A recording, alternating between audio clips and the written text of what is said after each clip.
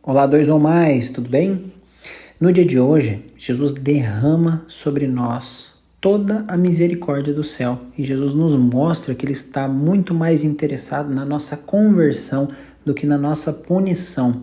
Diferente do que os fariseus e os doutores da lei acreditavam naquela época, que as pessoas que estivessem fora da regra deveriam ser punidas a todo custo, Jesus vem para dizer algo diferente, vem para perguntar se essa pessoa se arrepende, se ela quer ter uma vida nova e apresentar um caminho verdadeiro de conversão, um caminho que realmente vale a pena ser seguido.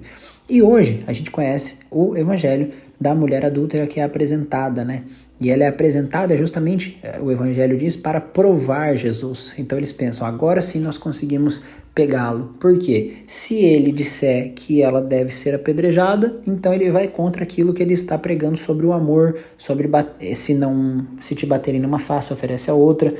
Todo aquele ensinamento que Jesus está pregando sobre o Novo Testamento cai por terra.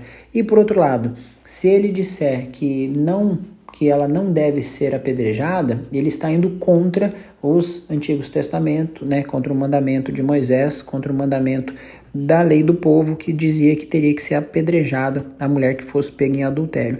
Então ali eles tentaram colocar Jesus numa sinuca de bico para que ele não tivesse como escapar. Mas claro, né? Jesus tem a astúcia maior que existe no universo. E naquele momento ele começa a escrever na terra, né? O que será que Jesus escreve na terra com o dedo nesse momento que ele não fala? Será que ele começa a escrever o pecado daquelas pessoas? Será que ele começa a escrever a antiga lei a lei dos profetas? Ou será que ele escreve justamente essa lei, né? Que fala sobre o apedrejamento ou que fala sobre o pecado? Bom, não podemos afirmar. O que se pode afirmar é que Jesus, enquanto escrevia, ele discernia e pensava sobre o assunto.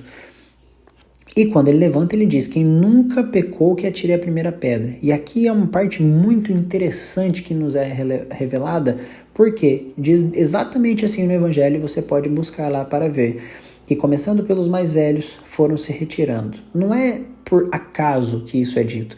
Isso é dito porque demonstra que os mais sábios, os mais inteligentes, que julgamos ser os mais velhos, né? Aqueles que têm mais tempo de vida e de discernimento, foram os primeiros a pensar que realmente já pecaram muitas e muitas vezes, já falharam várias vezes, já estiveram naquela situação de condenação várias vezes e foram se retirando.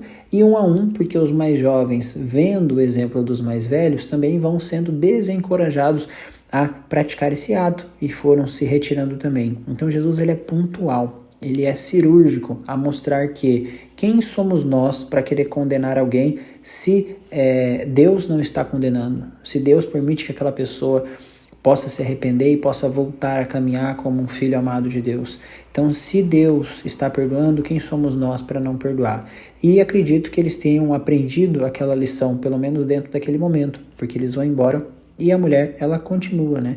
Jesus pede para ela ir, para ela não pecar mais. O que eu e você temos a ver com esse evangelho? Nós temos tudo a ver, porque muitas vezes nós não nos aproximamos de Deus porque nós achamos que o nosso pecado é muito grande, que o nosso erro é um grande erro, ou que nós não merecemos caminhar junto dele.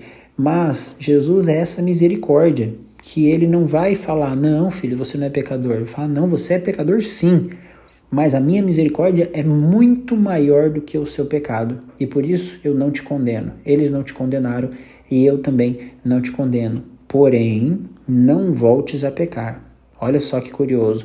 Jesus está dando a brecha para que nós possamos nos aproximar dele, para que nós possamos estar junto com ele, porém, não volte a pecar. Eu já estou te dando a chance que você pode para ter uma vida nova. Então, esse tempo de quaresma, esse tempo de conversão, vem para nos lembrar isso. Jesus está nos permitindo não ser apedrejado, está nos permitindo não ser julgados antes da hora, e sim que nós mudemos agora a nossa vida, para que um dia nós possamos estar com ele no céu. E aí, o que nós vamos fazer? Que resposta nós vamos dar? Sem dúvida essa resposta não é uma resposta da boca, né?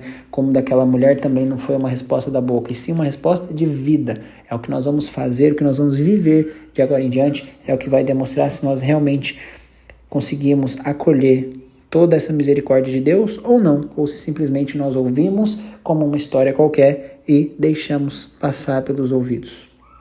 Amém? Espero que o evangelho de hoje, tanto para mim quanto para você, tenha sido um grande divisor de águas dentro da nossa conversão. Em nome do Pai, do Filho e do Espírito Santo. Amém. E até mais!